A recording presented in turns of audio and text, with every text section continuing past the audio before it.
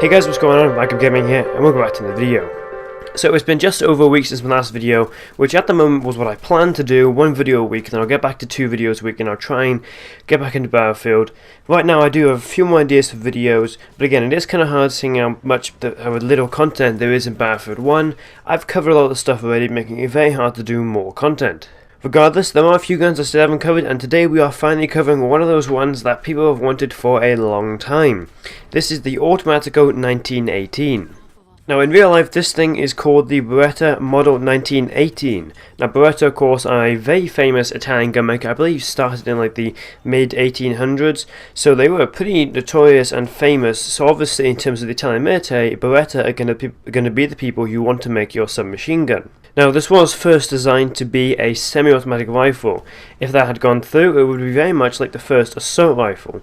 But as it turned out, there'll be a top-fed magazine, which basically means that the spent rounds are replaced by gravity and all the rounds fall at the bottom of the gun rather than at the side, meaning there's no need for some kind of mechanism with an extractor pin or even springs on top of the magazine some of the time. Usually you put a big block there and that's enough to push the rounds down to the bottom. Now the idea for this top-fed magazine and for this gun in general came from the Villa Perosa.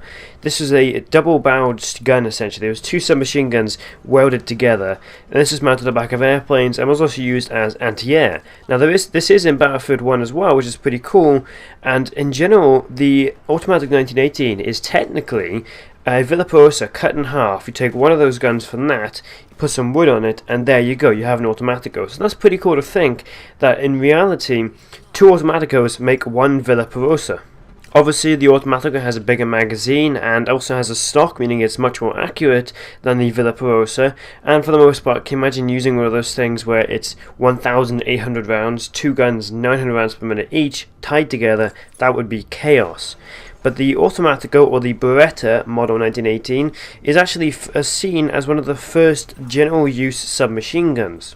Now I don't believe it was ever used, but later in the war there was a model developed that had the magazine on the underside and was in fact semi-automatic. It was a bigger rifle as it was and was more accurate. Maybe we'll see this in game, I doubt we will. But it would be kind of cool to get more guns that are very similar to each other. Then again, I doubt we'll actually see it because there's not much use to it. Now like I said, the Automatico was the first generally used standard issue submachine gun and was used massively by the Kingdom of Italy. As far as I can tell, they were the only army to use it, although of course some of them would have been captured and used by other armies, as well as I imagine Italy probably sold some of the different nations during the war. Now in Battlefield 1 there are of course 3 different variants. There's the Factory, the Trench, and then the Storm.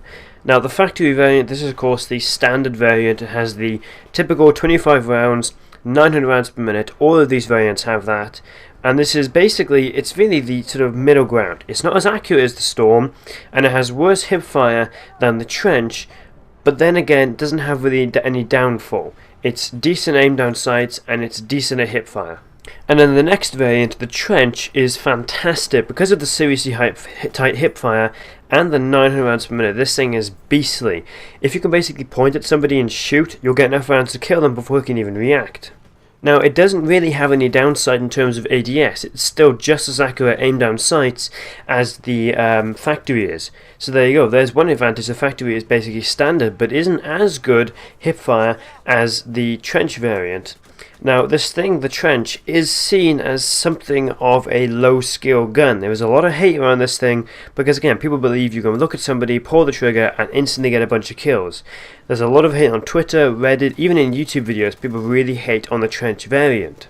And for the most part that is basically true. It is really annoying when somebody can instantly take you out 900 rounds per minute with basically pinpoint accuracy, and in reality no real aiming. With the hipfire reticles in Battlefield 1 and general hipfire reticles in video games, you can just look at somebody in their general direction, pull the trigger, and chances are the bullets are going to hit them.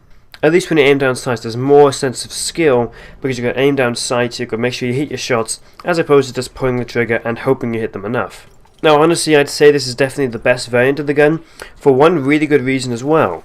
The fact that the magazine sits on top really means that most of your screen is obscured when you aim down sights, making it very hard to see enemies to your right.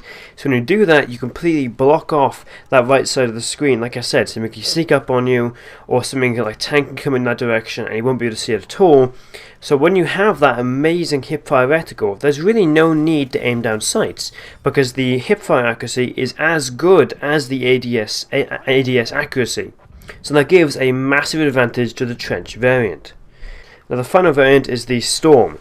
Now this one has the best aim down sights accuracy and no limitations to the hipfire, which of course means it's different from the trench and is a better version of the factory in terms of hipfire. Once again, the factory is the standard model. It's not as good as either of them, but it's basically the middle ground and does okay in all categories. Now the Storm, being the best aim down sights accuracy, again does suffer because the magazine is right in your view. It is still very effective and you can definitely use it, and occasionally you do need the aim down sights accuracy because someone's in a distance where you can't hit them with hipfire, so you do have to aim down sights. But then again, the trench is so much better because it just suits the gun so much more. That magazine really obscures your view, and the 900 rounds per minute are chaos in terms of rate of fire. You know, you shoot and suddenly the gun flies everywhere. So with hipfire you can easily get back to the screen, while with ADS it bounces everywhere, up, right, down, left, every direction, and it's really hard to aim. So overall, the Storm is really one you want to use if you're going for more mid-range. This gun definitely is not a mid-range gun. This is a close quarters weapon.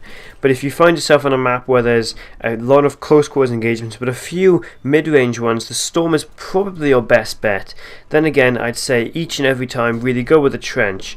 And the only time when you use the factory is if you kind of just feel like not using something at its best potential. If you feel like giving yourself a challenge, then the factory is the one to go with, and also there's a challenge that involves you using the factory. Now overall, this is an extremely solid gun regardless of what variant you choose. The amazing hipfire is great on any of these variants, the 900 rounds per minute are beastly, and overall it's just kind of a lot of fun to use. I know it's a really low skill gun, but it's really fun to just run around and blaze at enemies and get a bunch of kills. And also I think the development of this weapon is really cool, the fact that it is basically a Villa Perosa cut in half. For some reason that is really cool to me. I love when gun developers or gun makers do that, you know, get an idea that's been made and is really cool and basically change it in something that can be used in every application.